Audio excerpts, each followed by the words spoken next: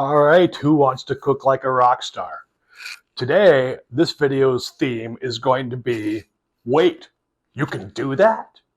We're going to talk about breaking the rules in the kitchen and when we're making music. Specifically, we're going to talk about pulling an influence from a place that we're not supposed to when we're putting together a sauce and when we're playing guitar. So for our food today, we're going to cook something called Malfatti or nudie. Malfatti is what they call it in southern Italy, and it means malformed or badly formed. And in northern Italy, they call it nudie, which means naked.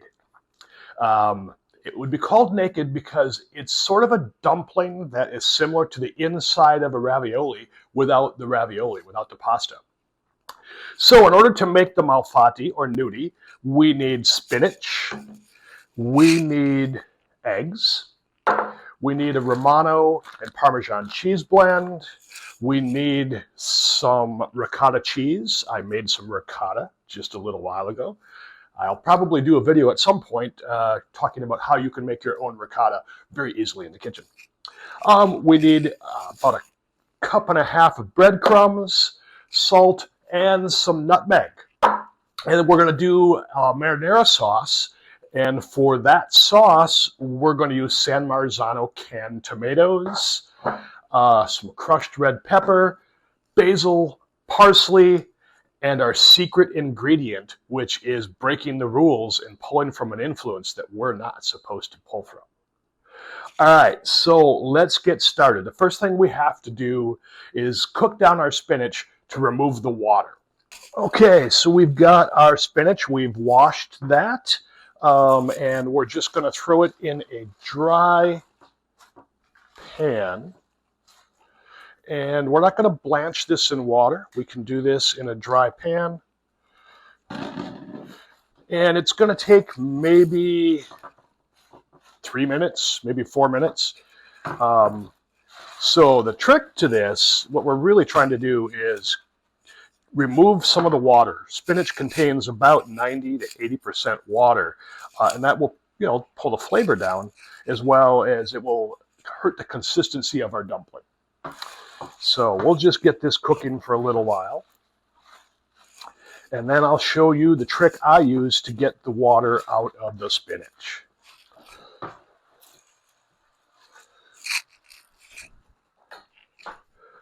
Okay, so now that we have got that spinach blanched, and you can see that quite a bit of water has come out of it, we're going to get the rest of the water out of this spinach using a technique that I like to use, where we're going to use a potato ricer. And we're going to squeeze that water out of our spinach. So I'm just going to go ahead and place the spinach in that ricer. Sort of cram it in there. A little hot. Chefs don't ever burn their hands. All right, so now that I've got my spinach in the ricer, I'm just going to go ahead and smash that to get the water out. I'm actually capturing this water because I'm going to actually reuse it when I boil my dumplings, my Malfatti. I'll use this spinach water to give it a little extra something. All right, squeezing a lot of water out of there. Quite a lot. Now that that's done, I'll put this aside and we'll chop the spinach. And we'll give that just a rough chop. We don't want to chop it too fine or we'll lose the ability to hold together our dumpling with the ricotta. That ought to do it. All right, let's get that in a bowl.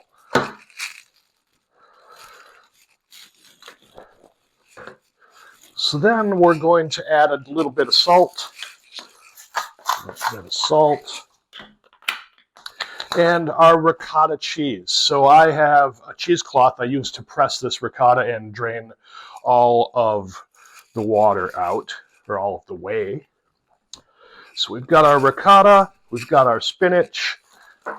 I'm going to add maybe a 1/4 cup of this cheese blend, which is a Romano Parmesan cheese.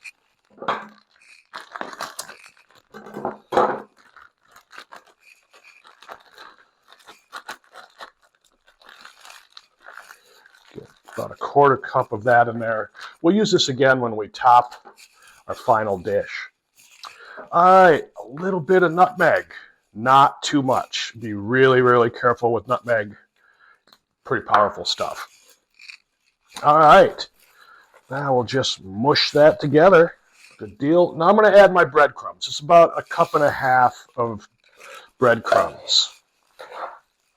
Continue mixing that up. We are going to need a little bit of flour. We're going to roll these in flour before we drop them in the water to boil. Okay, now that I've got the spinach and the ricotta and the breadcrumbs mixed, I'm going to go ahead and add 2 eggs. 1 egg, 2 egg. And then we're going to mix those in as well. The eggs will help bind this together so that our dumplings hold their shape when we drop them in the boiling water. Okay, so we're going to make a marinara sauce, and for that we're going to use these canned San Marzano tomatoes. Those are the tomatoes I prefer to use. They're a little more expensive, but they're awesome. And we're going to use a shallot, about 5 cloves of garlic, some crushed red pepper, some basil, and some parsley, and a little bit of red wine, maybe 1.5 cups, and our secret ingredient. All right, so one of the things that is often used in a red sauce, a tomato sauce, is anchovies. It gives it an umami, excellent flavor profile. But we're going to do something a little bit different. We're going to use an influence from a different cuisine completely. We're going to look towards Thai cooking and introduce fish sauce into our tomato sauce. Wait, you can do that? Yes, you can, and it is delicious. So that's our secret breaking the rules trick that we're going to use. So let's go ahead, first things first, and get my shallot going.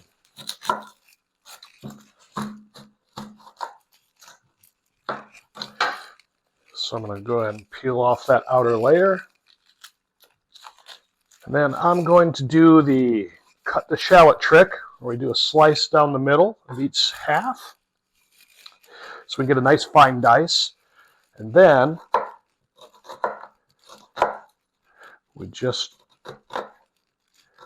do a lengthwise cut on each one, keeping my fingers safely out of the way of my knife. And then we just chop. I always have a bag in my freezer for the stems and leftovers of any vegetables that I'm chopping or cutting, and I use that for a vegetable base for soup. Makes a nice homemade broth. So our shallots are finally chopped. Let's go ahead and work on our garlic. Give each one a smash. Easiest way to deal with garlic is to just smash it with the base of your knife. Make sure your blade is pointed down before you smash your fist onto it. That makes it really easy to go ahead and pull off that skin. And it also breaks it up a little bit, makes it nicer to chop. All right, let's go ahead and chop our garlic.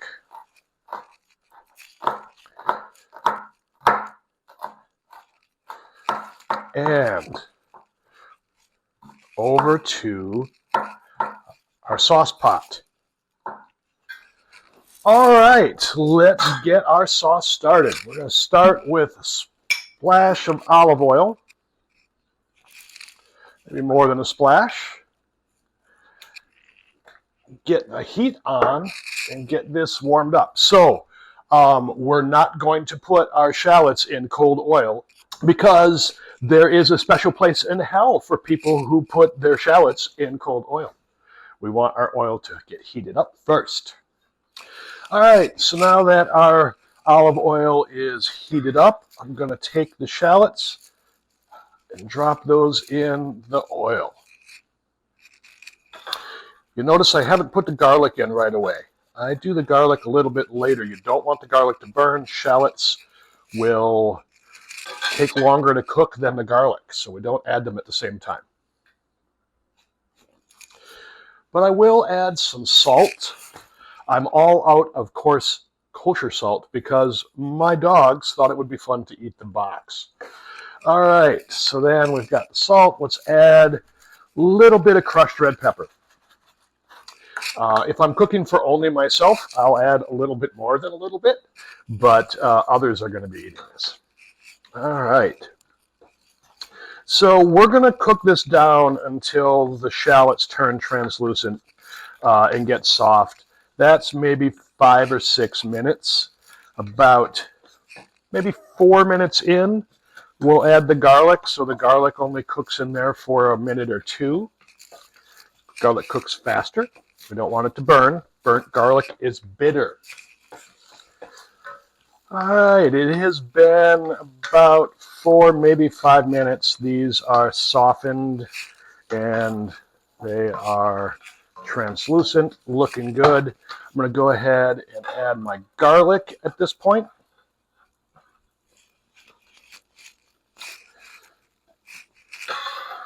Get that going. Sure, I continue to stir that in. Make sure that we're not burning the garlic. We give that about a minute, and then we're going to add some fresh herbs. Okay, so I have some basil, and I have some black basil, or purple basil. It's actually dark opal basil, and I have some parsley. So I'm just going to give all this a chop. It's all right if I keep this kind of a rough chop because I'm actually going to use a blender on this sauce to smooth it out. You can go ahead and make a chunky sauce if you want, but I prefer a nice smooth sauce. So, got that in there. Oh, that smells so good already.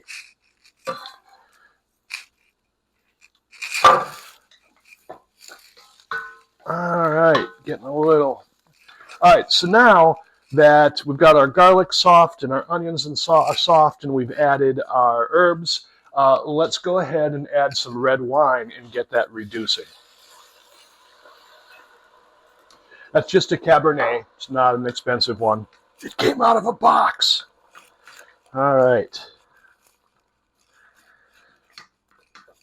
We're just going to let the alcohol cook out of that. Get that reducing a little bit. And then we're going to go ahead and add our tomatoes. All right, so our wine has reduced a little bit. We've boiled it long enough that we've got the alcohol out of there. And it's going to continue to cook anyway.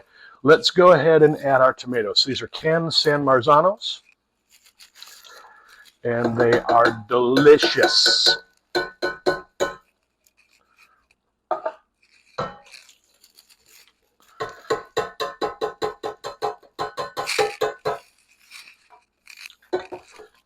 Give that a mix in. Now this is going to cook for quite a while. How long? This could go anywhere from 45 minutes to all day. The longer you cook it, the more the tomatoes will break down on their own. So in our case, I'm going to use a stick blender to get all of this into a nice smooth sauce. But I'm going to let it cook for probably half an hour, 45 minutes. All right, let's make our gnudi, our dumplings. So I'm going to use an ice cream scoop and just get a ball of my dumpling mixture. And then I'm going to roll that in flour. And that is one dumpling. Just kind of helps me shape it, and it allows me to keep one hand clean. If you're cooking like a rock star, you don't want to get nudie in your Keith Richards skull ring. So as we shape these and we roll them in the flour, that's just going to help solidify them and keep their shape.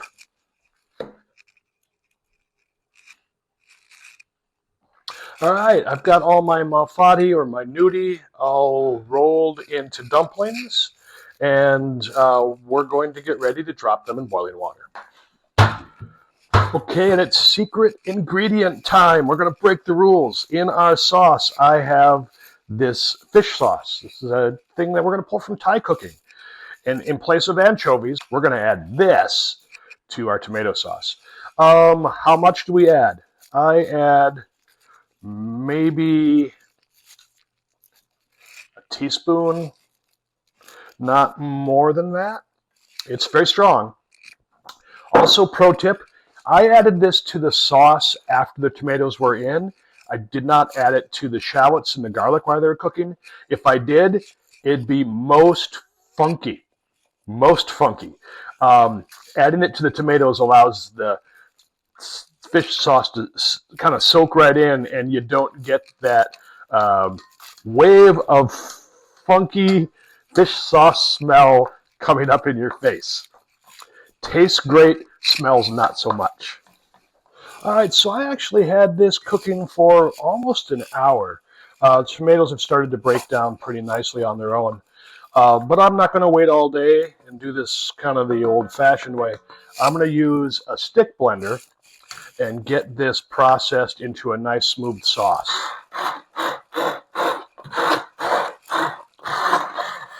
One of the reasons I'm using this nice deep Dutch oven so that the sauce doesn't splatter up in my face when I'm mixing.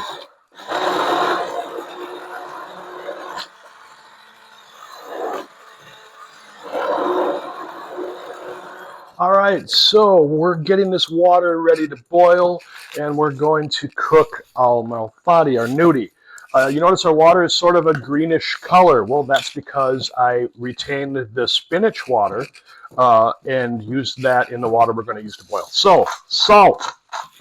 A lot of salt. Now remember, we're just boiling in this water. We're not going to drink it. So we're looking for as salty as the ocean. The Italians say. Okay, our green spinach water has started to boil. It's a slow roll, which is what we want. And we're just going to go ahead and drop in our dumplings. Be careful not to splash yourself. Don't put your thumb in the boiling water. If you can at all avoid it, I recommend that. I think we have enough that they will all fit and all submerge. It'll take 4, maybe 5 minutes, and they'll start to float. And that is when they're done. We're going to pull them out with our spider. Okay, it has been 4 minutes, and all of our malfatti, our nudie, have risen to the surface, and they're spinning around like crazy. Let's fish them out with our spider, and I'm just going to go ahead and put those in a bowl. So malfatti, Italian, malformed, badly formed. These are indeed kind of ugly. That's the beauty of them. Nudie, naked, basically the filling for a ravioli without the shell, without the ravioli. Let's get these in our bowl. Let them steam dry. And we're going to be ready to plate this up.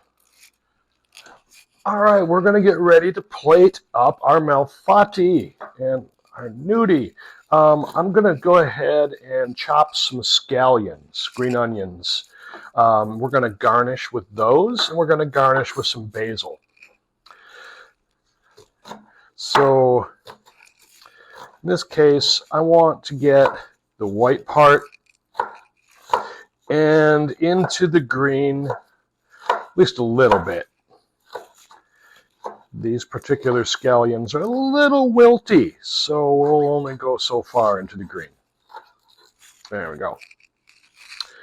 All right, I will save all of my ends in my vegetable stock bag in the freezer. All right, shall we plate this up? Let's do it. All right, I've got my Malfatti. I'm just going to go ahead and lay those right in the middle of my tray.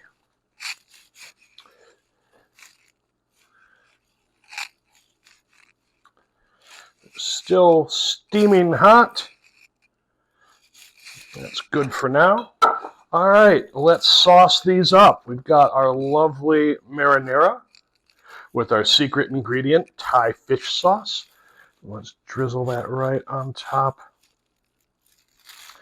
of our Malfatti. A little bit more. We have plenty of sauce that I'm going to use all week for all kinds of tasty, nummy things.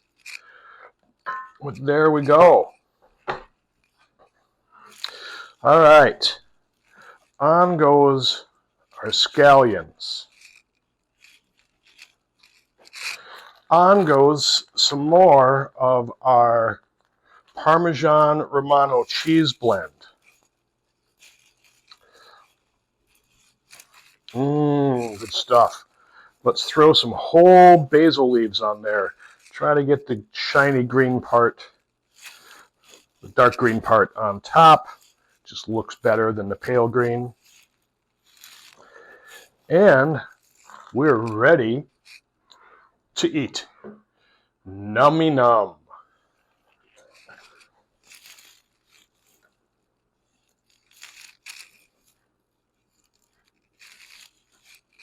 So over on the musical side of, wait, you can do that?